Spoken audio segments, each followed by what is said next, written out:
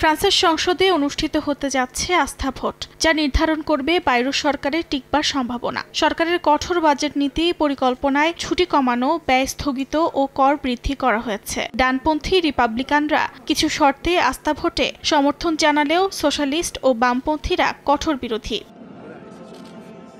প্রধানমন্ত্রী ফ্রাঁসোয়া বাইরু বলেন, সরকার পতিত হলেও আফসোস নেই, তবে জাতীয় শিক্ষার ক্ষেত্রে বড় সংস্কার আনা সম্ভব হয়নি। সেই সঙ্গে দেশের ঋণ সংকটকে মরণঘাতী বিপদ আখ্যা দেন তিনি। সরকারের হিসাব মতে ফ্রান্সের সরকারি ঋণ বেড়ে এখন ৩.৩ ট্রিলিয়ন ইউরো, যা জিডিপির ১১৪% এবং ইউরোজোনে তৃতীয় সর্বোচ্চ। এ কারণে বাইরো সরকার ২০২৬ সালের বাজেটে ৪৪ বিলিয়ন ইউরোর ব্যয় সংকোচন প্রস্তাব করেছে।